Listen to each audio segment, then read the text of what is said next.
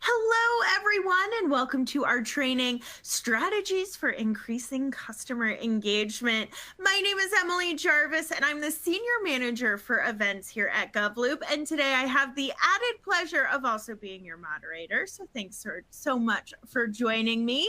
And a special shout out to our partners at Infor for helping us put on this session today. So let's not waste a minute, because here's a scenario that's happened to a GovLoop community member recently. They got this request while they were working with their city to update their property records. And this was the request: can you fax me over a copy of your property records? And well, the answer was no, because who really has a fax machine anymore, let alone one at home? All this to say, oftentimes government can sometimes lag behind on the technology it's using to better engage with customers. And sometimes those outdated systems can create lower engagement and erode constituent trust. But on the flip side, it's not like governments have millions of dollars always to throw at a CX problem and fix it with a snap of the fingers. So what can be done realistically? That's what our experts are going to be talking about today. But before we jump into that content, I do have a few housekeeping items to go over with you all. First things first, if you're on Twitter, please share what you are learning alongside us using the hashtag GLTrain. We also have some great resources available for you on the console, so make sure you check those out. There's lots of great learning opportunities over there. Of course, if you need to access the closed captioning feature, just look for that icon on the bottom right-hand side of the media player. That's where our faces are showing up. Of course, if you do have any technical difficulties, send us a message to that Ask a Question tab, and my colleague Maddie will make sure to get your questions answered.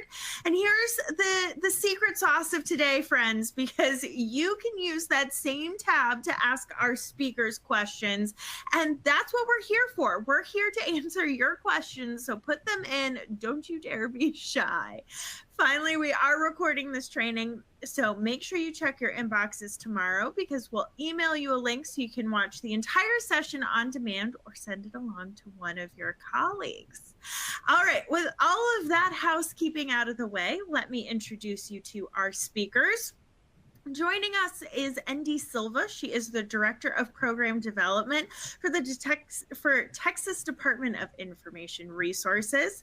We also have Summer Shao, who is the Deputy Chief Information Officer for Enterprise Applications in the Project Management Office for the City of Houston. And last but certainly not least, we have Bob Benstead, who's the Industry Director for Public Sector and Utilities at Infor. Thank you three so much for being with us today. And how we're going to work today's event is a little bit different. So each of our speakers has prepared a little opening to give you a glimpse into kind of the work that they do, their perspective on CX, and then we're going to open it up into a panel discussion. So we're going to kick things off with Endy. So Endy, I'll turn the reins over to you. Thank you so much, Emily. It's great to be with you all today. I'm really excited for the discussion on one of the things that my team is really invested in at the Texas Department of Information Resources. So at DIR, we are the state agency that is charged with ensuring that government entities in Texas can find, implement the most secure, powerful, and cost-effective technology that is available. At DIR, we are approaching customer engagement as a component of the total customer experience. And as many of you know, CX is really about feelings, how customers feel and perceive their interactions with your organization. And they're already experiencing it in one way or another. It's really about being intentional about it and really driving your organization to really think about how we are interacting with those customers to create that ideal experience and to build a customer culture from within. And I know this slide or this presentation is about top 5 strategies. I have 4 here. I'm sure we'll get to speaking to them as we go through our panel discussion. But for DIR, this all culminates in one of the most important strategies that I think we've implemented for customer engagement, and that is the Customer Experience Focus Group. And this CXG, as we call it, includes various stakeholders from across the agency, from across divisions and subject matter expertise to really break down those silos that are often huge barriers to that customer engagement success.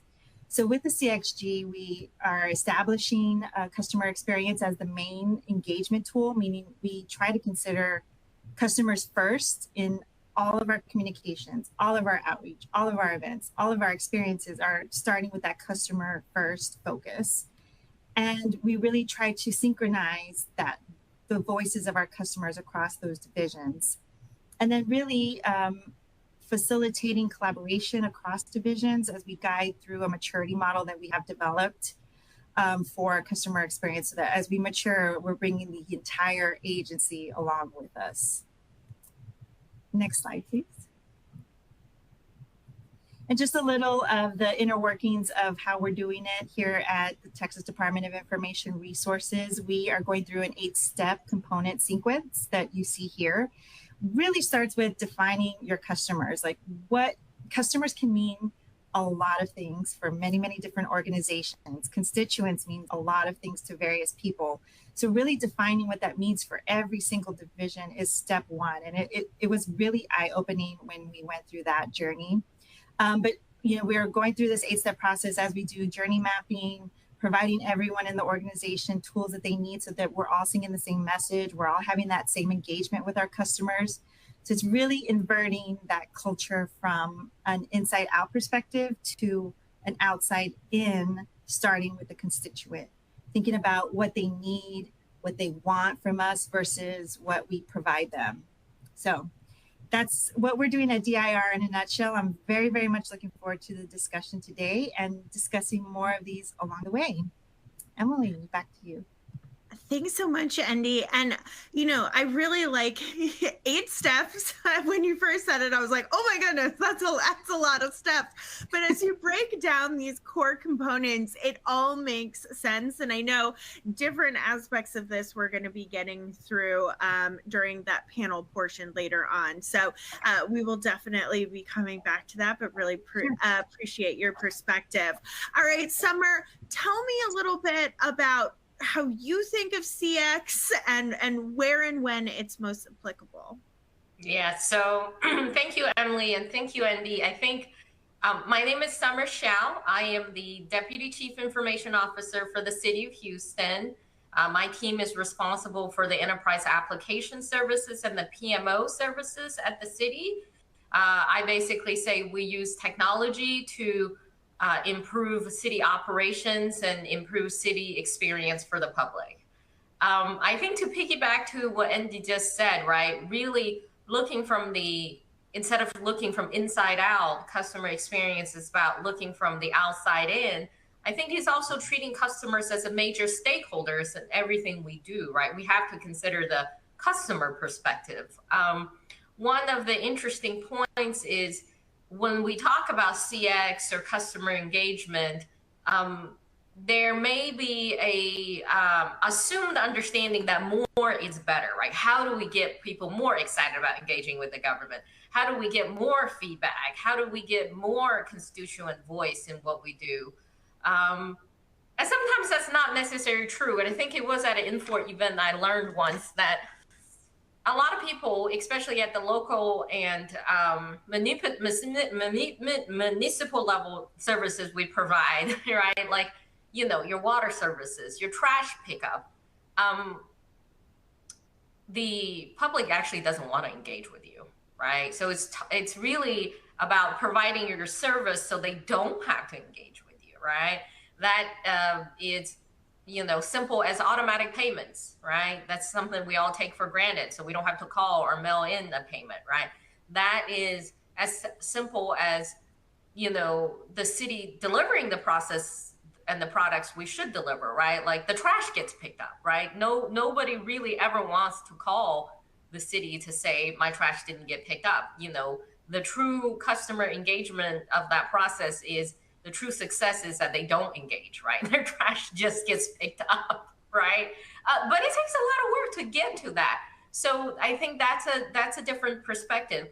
For the basic services that we realize that the public doesn't want to engage. We have to have a mindset in the delivery of those services that, I recently learned a new concept called engineering to zero, right? So when, laptop manufacturers or hardware manufacturers, when you build an iPhone or when you put out Dell puts out a laptop, they really don't want you to call them ever, right? They just want their product to have no problems, so they don't have any engagement in that area. Yeah, they want you to engage to buy more things, right? So that's something that I have been thinking about a lot. And on the flip side, there are areas in city services that you do want public engagement when you're engaged in capital planning, right? Which parts of the city should be developed when there are controversial measures that come up for city council, right? You do want to engage the public. And when that happens, you want to provide the tools and the ways and the mechanisms for the public to engage when that is encouraged. And then they are what I call silent engagement, which is not active engagement, right? Like where you have to go out and you have to measure the public opinion, right? Policing reform is a good example, right? People may not want to engage and call the city directly, but, as we've heard and we see on the news, how we police, how things happen that way, we do want to know the general sentiment. Right? And what are some ways technology can help with that? So that is my general thought on CX and customer engagement. We really have to treat it case by case. As we were having this discussion, I'm like, yeah, we also support 911 services, right? Like what kind of customer engagement, customer experience do the customer want to have when they have to call 911 and report a crime? That is a totally different, experience that you have to think about versus, they don't want to engage when they want to just pay their water bill, right? I think that's such an interesting perspective that you're bringing up, because I think in this CX space, we're always talking about ways to get more feedback and better feedback. And I think you're right. There are plenty of cases where actually getting no feedback means you're doing a good job. So definitely something to think about there. All right, Bob, from your perspective, what should we be thinking about and knowing when it comes to CX from your perspective? Well, I think, indeed, Summer hit on some very key ones. At the end of the day, in many cases, if you're delivering your services and everything's clear cut, you're actually going to find a decline in interaction. But, citizens and customers and whatnot, they want to make sure they have a simple to use, very straightforward method to engage with their government, their government entities. And I would suggest that, a lot of those are service requests in nature. Some of them are information like what time does the pool open, or where's the parks in my area, those types of things. But I think there's some longer term ones too. Obviously transparency and social issues are a big, big factor now. I think the whole COVID experience really drove a lot of innovation and a lot of focus on being able to communicate in relatively real time, answer questions, provide information, and most of all, the transparency. So I think there's a couple measurements, obviously the short-term stuff, what's the traffic to the side? Are people using it? Are we doing good customer satisfaction and things like that? But the longer term, I think it's imperative that you tie all of these efforts to the long-term things that move the dial, move the needle, if you will. Like, are you reducing your costs to provide those services? Are you actually doing metrics and doing those types of measurements that says we're fulfilling mandates? A lot of these are driven by mandates and what have you. There's one that people kind of don't think about, but a lot of the CX also involves your own employees. How's your employee satisfaction and how do they view this? So there's multiple ones, short-term, long-term, the resolution, the traffic, all that type of stuff, the self-service. But the longer ones are where you really gain the advantages, the customer retention and, the things such as, are my internal mechanisms being adjusted to do this? Am I using the modern technology for automation? So there's kind of those two areas of measurement that you need to take into consideration. And lastly, what that does, that kind of leads you to being able to be nimble. So you don't have to post it out there, get all this, effort in place and then walk away and forget it. You need to constantly monitor, get feedback, and try to put your teams and your view into the citizens' shoes. What are they doing? What are they, need? What's considered success for that? So I think there's two big measurement pieces in that. I agree. And talking about kind of KPIs and measurements, metrics, I think is going to be one of the key core areas that we talk about going forward because as Summer pointed out, sometimes no engagement is a great metric, but sometimes you really do need to have the constituents in the community really actively involved. So we are going to now pivot to the panel portion of today's discussion. So we already have a couple questions in the queue, but if you've got one for our speakers, by all means, go ahead and throw it in the Q&A portal. But I'll get us kicked off here because you all brought up a ton of great points to bring perspective to where CX really is in government and where kind of some of the priorities and pain points exist. So I want to talk about those pain points for just a second. And Andy, I'm going to start with you. One of the things that you mentioned in your intro was this, journey map that customers go on, and understanding that journey map as a way of sort of reverse engineering how you can get better engagement from your community. Talk to me about some of the hurdles that exist in understanding those needs of your constituents. Yeah, it's a big process, and it's the various ideas of how our customers and constituents engage with us versus what we provide for them. I think one of the biggest things that we've encountered is organizational readiness and really that change management that needs to happen as we go through that kind of journey of those pain points, and really understanding that it's those pain points that we need to start with when we're looking to modernize, when we're looking to meet constituents where they're at. It's like, let's focus on the things that are hard for them, and it shouldn't be. I 100% agree with Summer's zero feedback. I think that's a really good metric. In fact, when we were journey mapping for the redesign of our website, one of the biggest KPIs we had was 0 or less requests for how do I find XYZ. And if we can meet that, then that's a huge win. But it's really, really hard to prove the value of customer experience without getting a little creative and without kind of really mapping that experience to really prove that show the baseline where you're at now, where you want to be. And you cannot do that without kind of going along the experience with that customer or that constituent for every process that you have. And Bob, I think what Andy's talking about there is using some metrics to kind of make your point and say, like, this is why we need to invest in these areas, whether it's time, resources, new technology, new tools.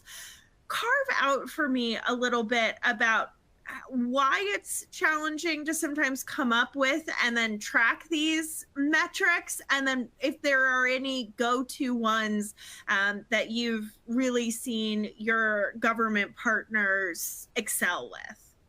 Sure. Well, I think one of the problems that we've often seen now, again, as a vendor and a solution provider to a lot of these, a lot of times you see the problems about having siloed operations. So getting uniformity across one version of the truth or whatever when you're doing these responses is important.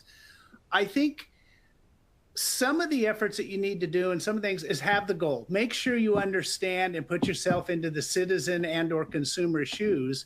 Some of the measurements are very straightforward. If you're doing things such as self-service on service requests, your response time, the issuance of a permit or a business license, whatever these transactional pieces are, you can easily measure those. We dropped our expense from here to here. But as I mentioned earlier, the longer term challenge is going to be, how did that affect our resources and our cost of delivery to providing those services? So hopefully the objective of having, a very good city experience is not only just from the customer side, but it also lowers your internal costs, makes it more efficient, ties those responses and service delivery across multiple departments, because interagency, interdepartmental stuff can really be tough sometimes, for a citizen especially. Rather than calling into 8 different departments, you want to make sure they can get all their answers in one, engagement, if you will. So I think having that longer term view is very key to having your ultimate goals met.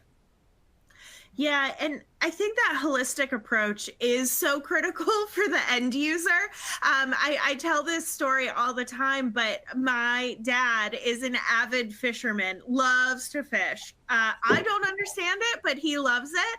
And he's not a tech savvy guy. He'll be the first to admit it. And for him to go to the parks department to get his fishing license, and then to a different department to get his boating license, and then to a different department to make sure that he's not using any bait that may or may not be allowed within the park, that's really hard for him to navigate, when really his experience, all he wants to do is go out and fish. So for him, if the city website was like, here's all the things you've got or you need to get your fishing license all in one place, it'd be much easier for him. And that is that kind of the experience you're talking about there? Exactly. And I'll do the flip side. For that same fisherman, he can go to a commercial site and find out where to fish, what's hot, what bait to use, what lures to use, all in one single site, Fish Brain or whatever it is. So his commercial part, they really have that dialed in. One site, just get everything you need. So you are exactly right. Being able to consolidate not only those services, but the information you provide and the response that you provide across these different departments really, really improves that whole customer experience. Summer, what is your perspective on where some of the biggest pain points exist as you're talking to your colleagues and constituents about improving CX? So I think I wholeheartedly agree with Andy and Bob on the cross-agency silos, okay?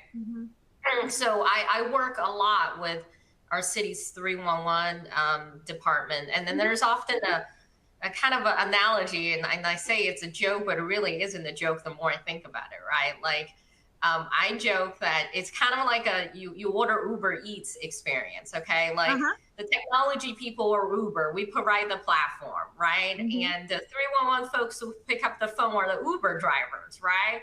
But at the end of the day, when you get the food, it's the restaurants that actually make the food. That's our downstream departments, whether that's, solid waste for trash pickup, or public works to fix potholes, or animal controls to actually go and grab the animal off the street, right? But that one experience the customer may experience actually crosses multiple entities, right? And when something goes wrong, or when that experience is not great, right? We're first up in front. You're like, well, this Uber app doesn't work, right? The app, the city process, right? And then you have to track back. Our job internally is to say, hey, we all have to work together. In order for a great experience to work, the technology has to work, the end user has, like the app has to work, the driver has to drive the car, and the restaurant has to make sure, the food is good and everything's delivered. But at the end of the day, that is the commercial experience that Bob is talking about, that they're getting this kind of a service from an Uber Eats or an Amazon, right? They're going to look for the same kind of service at the city, but we have limited funds. So some of the ways we've been brainstorming is maybe taking one process and streamlining it. But I think one of the biggest barriers is the silos and the breaking down the silos, and everyone realizing it is a connective experience, right?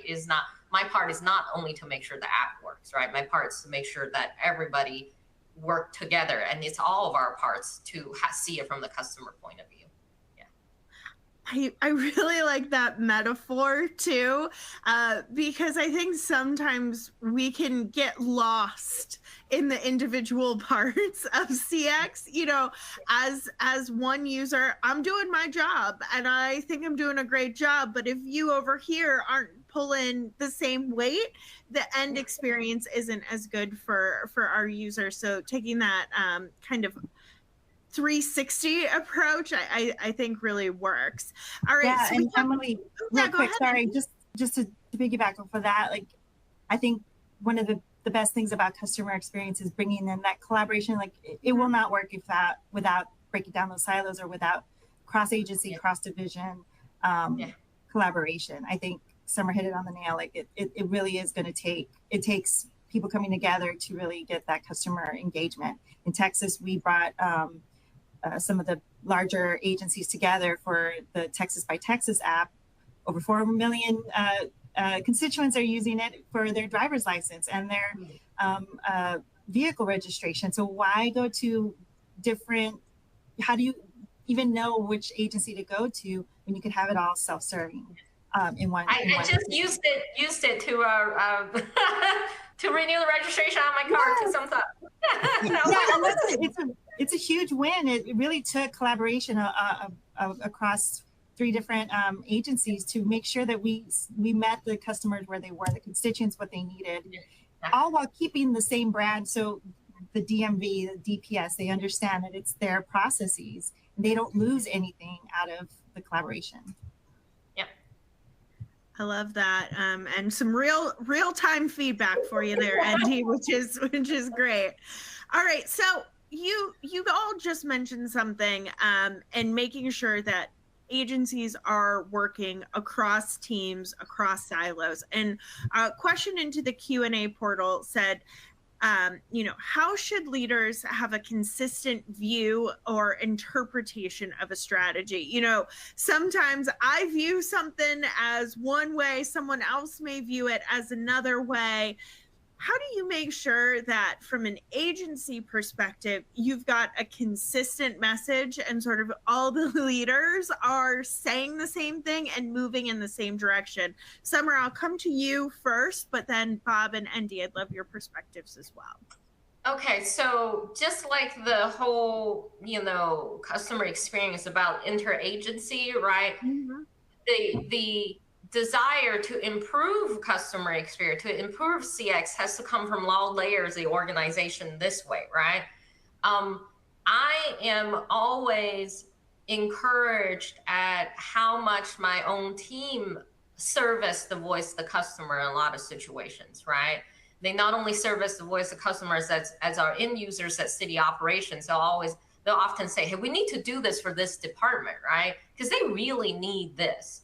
Right. But then really, there's a lot of us here that says, well, if I want to receive the service, because, we're also constituents, this is how I would feel. Right. So that's at the foundational level of people who actually do the work. Then it comes to people like me in the middle who has to carry the message. And then the best scenario is, the leadership supports your message. And sometimes the leadership comes back and they lead that effort. But everybody who works on this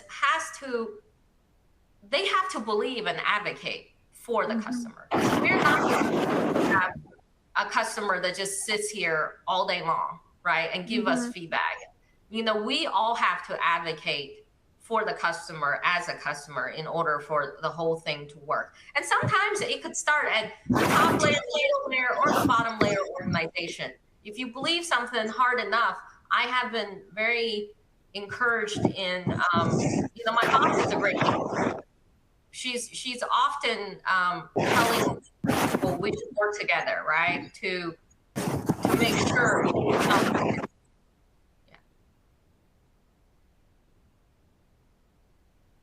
I am hearing some background noise as well.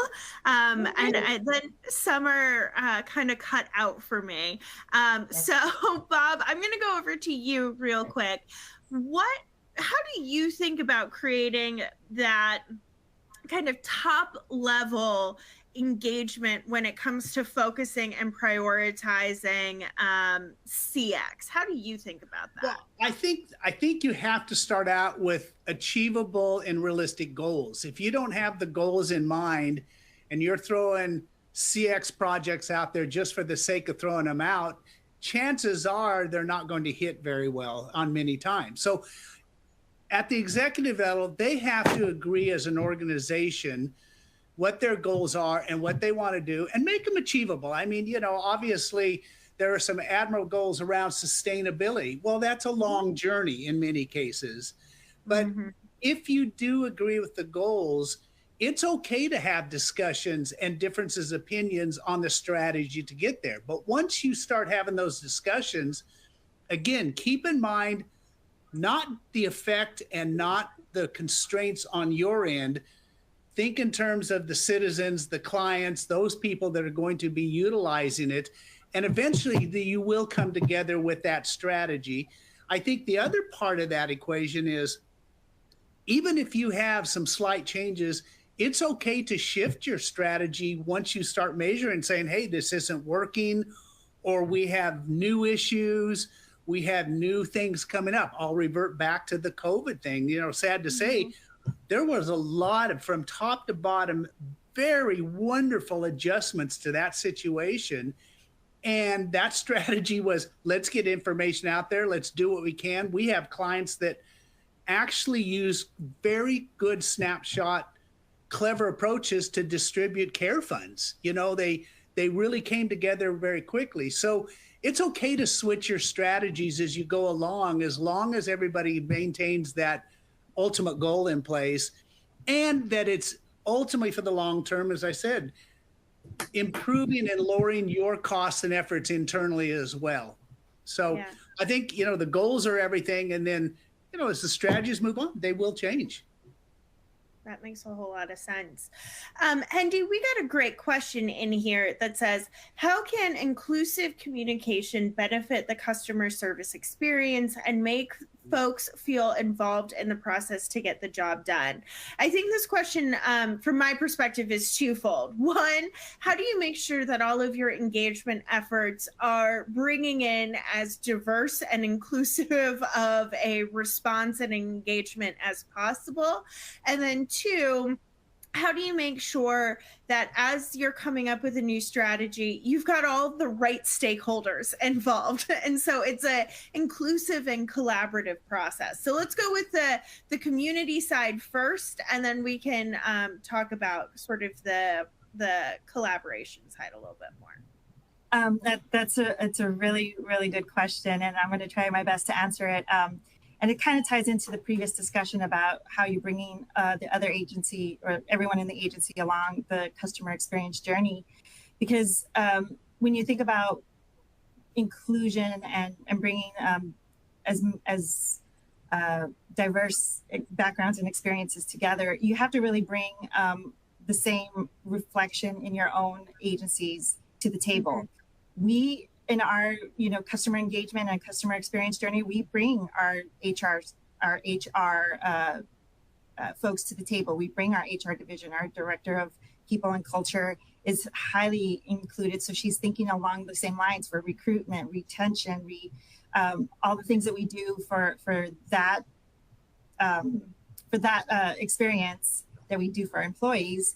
But then it's a shared experience when we're talking in the larger group with the customer experience. So things that we're doing to engage and really bring those diverse backgrounds, we're also hearing it. The same perspectives are also being heard in that customer facing collaboration zone. So it's shared cross-pollination of ideas, and it is really tricky. I will say it's a very, very tricky experience to make sure that we're hitting all those. But at DIR, our culture, we've advertised our culture statement and really put it out there so that everybody has their guiding light. Everyone knows where to look to. Everyone knows it's in their core values. It's in their employee performance goals to really look toward that, to where we need to be headed.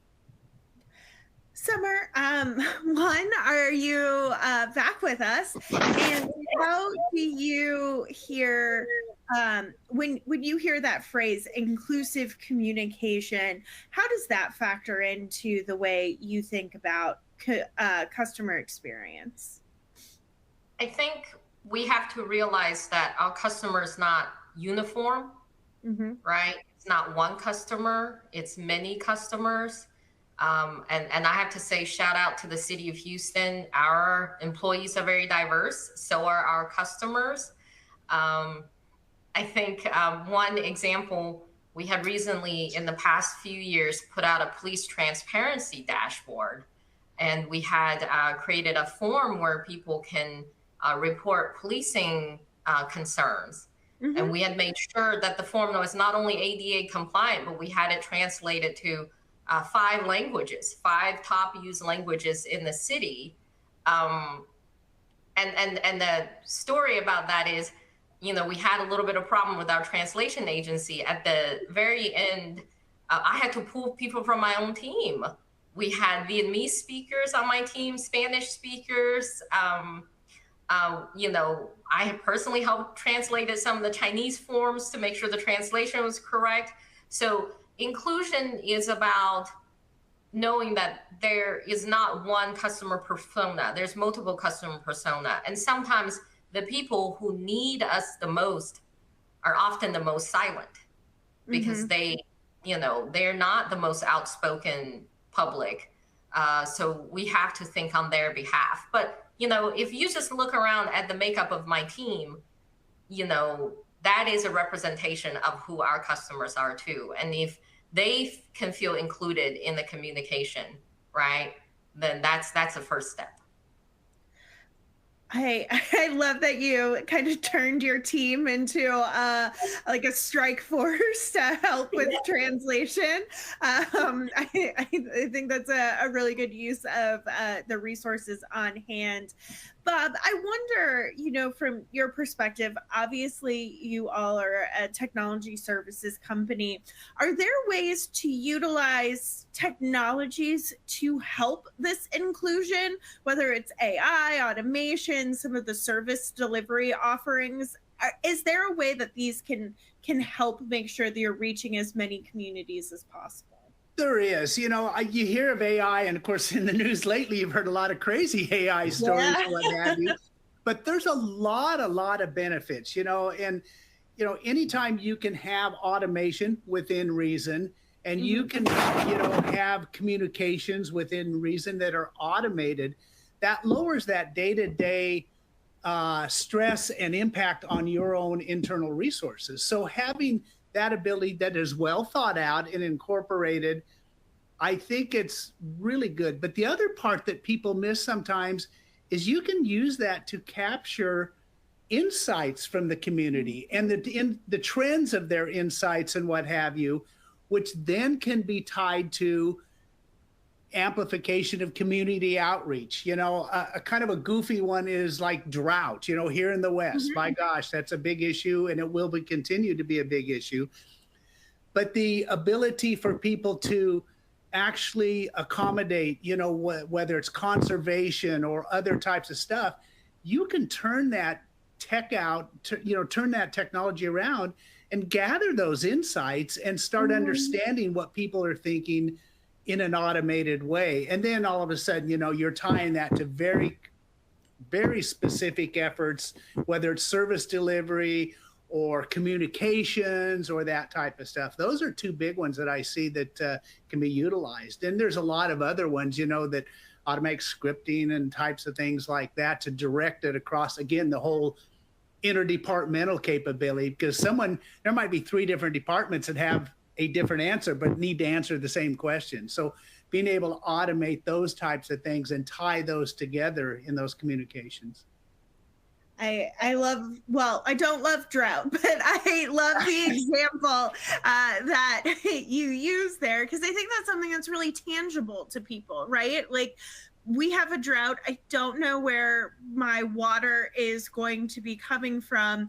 How can I kind of get that information out to the city that, hey, my water is out or what have you, and kind of get that information back and quickly, and automation tools are one of the ways that could definitely help with that.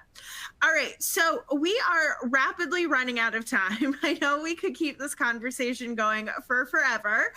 So if you're one of our audience members and you've been holding back on asking a question, well, now is your opportunity.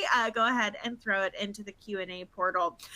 But Summer, I'm going to come to you first with this next question.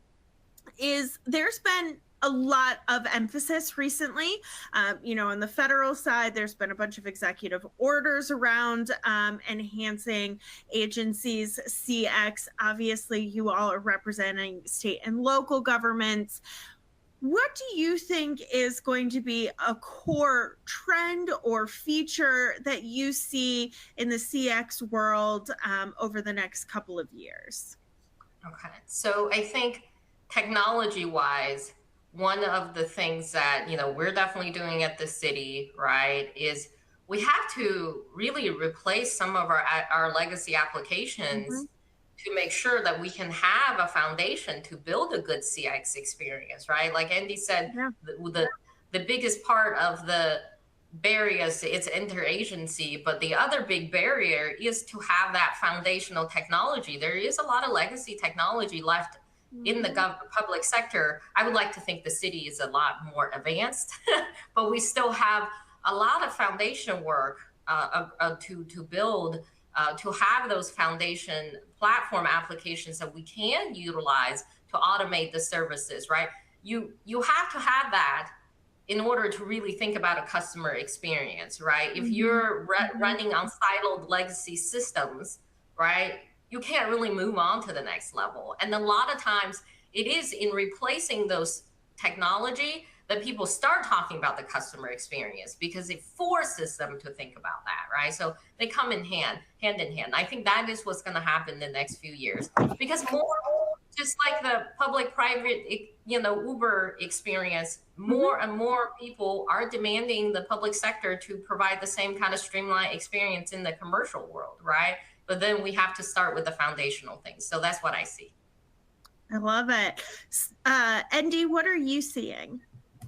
Yeah, along the same lines as Summer mentioned, a lot of legacy modernization. We've got a lot of funding coming through and requests for funding for a lot of upgrades and really bringing agency technology up to par so that we can have a better constituent experience. But along the same lines, I'm seeing a really big marriage between technology and cybersecurity considerations, because the more processes and things that we have going digital, is bigger targets, bigger attraction to really bad actors. And we have, in Texas at least, have had a really good partnership with cybersecurity professionals and our cybersecurity information officers across the state, because it's really entrusting. I mean, constituents are trusting us with their data, and for government, unlike the private experience, a lot of the data that they entrust us with is very vital and very important, not be taken for granted. So I think we're going to see even more things like identity access management, multi-factor authentication, things that really give the trust to citizens and constituents that we can be trusted with their very, very important data. We didn't touch on cybersecurity very much, but you are absolutely correct. If I'm applying for SNAP benefits, or I'm looking for a new business permit or something like that, I'm giving the agency a whole lot of information about myself, my family, my team, all that stuff. And so making sure that that is protected does go a long way to the overall experience and that developing that trust. Bob, what do you see as a trend in the CX world? Well, I see a couple. And one of them, I was lucky enough to participate in a CIO roundtable at a county level. This was for counties and cities. And that identity management was at the top of their list, every one of them, being able to actually do that. If you think in terms of some of the enormous fraud that went on from unemployment insurance and, CARES money being sent out and all that type of stuff. The amount that was lost or, that wasn't legit could have paid for systems a billion times over. But having that identity management is important. The other one that we're seeing quite a bit is really the aura of transparency. Again, building trust in your government, building trust in your agencies. And so in having that transparency capability, which means you have to then think about what is your data? How valuable is your data? Do you have a data integrity policy? Do you have, those types of things around data maintenance and all that type of stuff? That's a big issue in and by itself, but that is the source for a lot of transparency. So we're seeing a lot of that come into play on how that affects not only your data, but your processes and all that type of stuff. Makes sense. All right, final question for all of you, and it comes from our community, which we love. It says, I'd love to hear some suggestions on how to encourage departmental silos to open and working together consistently to encourage customer engagement and experience. I think we've all described that breaking down those silos is essential. I think this question is getting to, I hear ya. Now, how do I do it? Summer, I'll start with you. One is you have to get executive alignment, right? The leaders in those agencies have to be aligned. And I'm going to take this from, what I've learned from my boss. It's sort of, culminating what she said with what I'm thinking. There has to be both a carrot and a stick, right? If we want to make a change, right? We want to improve the service. If we don't improve it, we're always going to get complaints, right? The citizens always going to come to city council to complain if something's not resolved, right? But that's the stick part, right? Like we can say, that's not my job, that's not your job, it's your job, it's not my job all day long. But at the end of the day, that problem is never going to go away if we just go around in circles and point, right? And that's the stick. The carrot part, it's saying, hey, we all work in government, right? And we're all here for the mission, right? And we have the unique opportunity to make some changes and really improve things if we just work together, right? And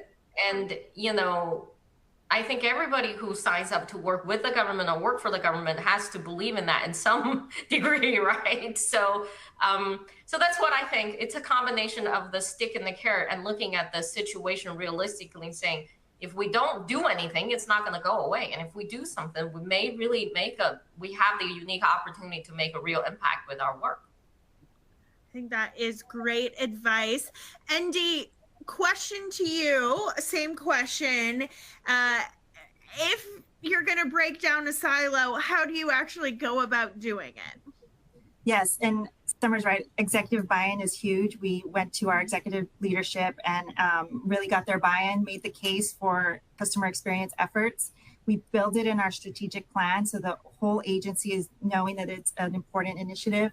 But a really easy win is, we ask for one representative from every division, just one person who's going to be tasked with going through the customer experience discussions. We meet once a month for an hour. So we all know we're busy. It's a lot that we do in government, and it can get crazy. But this is, in addition to duties as assigned, right? So we try to, use the time wisely. 1 hour a month, getting everybody from every division as much as possible, because I know there's a lot of huge divisions. But that's a really tangible win if you could just get those perspectives in a room, virtual room or physical, and really have those cross collaborative discussions. Of course, they're facilitated by my team, so we're kind of directing the discussions. But that I think that was our step one, at least, to really get that group organized. I love that. And that is such a tangible step. Like, this is what you're going to do. Step one, get everybody together in a room on a consistent basis to get these conversations started. All right, Bob, I'm going to give you the opportunity here to give us some closing thoughts by one, telling us if you have any advice for breaking down silos, and then two, what do you really want the audience to walk away thinking about from today's session? Sure. Well, I had direct experience with a very large city a number of years ago about the silos and how you broke them down. And the first step was to just as stated, bring your participants and your departmental representatives into it. But we took more than just executives. We had those that actually had to do the work or the response or what have you. And what we did is we picked out 4 or 5 very specific, typical workflows that happen. And over a series of meetings, talked about where they go, because what we found is in a process, this group does it and then it goes somewhere else and they had no idea. So we actually walked that through. And as part of that, we enabled those team members to actually be very creative and suggest not only does it need to go that way, so it was kind of looking at the process itself, but more importantly, it was understanding where it may come from, where it goes, your part in the whole process, and then enabled them to really be creative and gave them a stake in how they were going to use the technology. We had groups that do field response type things, and they were not going to adopt technology. They wanted to stick paper or what have you. They were not going to take part in everything. And by the time these sessions got done, they were the protectors of the system because they got to help define what it was, the tools used, all that type of stuff. So, you know, make sure you get all those folks, enable them and let them to participate. And as you go on, make sure that that happens. I think the walkaways absolutely have a plan and goals. You know, there are so many topics out there. There's social type issues. There's sustainability stuff. There's day-to-day service delivery. So make sure you prioritize and have the goals. And then as you go along and create and improve the UX, measure and adjust if you have to, and strive for the continuous improvement. You know, don't be static on those. Be perfectly willing and knowing that you may have to make adjustments downstream. I think that is some great advice to leave us on, because unfortunately, that is all the time we have for today's training. I want to thank Bob, Summer, and Andy for sharing your insights with us. I definitely learned a lot, and I know our community did as well. A few reminders before we sign off. First, there's a ton of great resources available for you to download from the Resource Center. So make sure those out before you sign off. And like I said earlier, we are going to be sending you a link to the on-demand version of this training, so make sure you're checking your inboxes tomorrow. But on behalf of GovLoop and Infor, I hope you enjoyed this session. And as always, we really appreciate and value the work that you do. So thanks for taking the time out of your busy schedules to join us this afternoon. Have a great rest of your day, and we'll see you at our next online training. Bye. Thanks all. Thank you. Thank you. Thank Bye-bye. you. Bye-bye.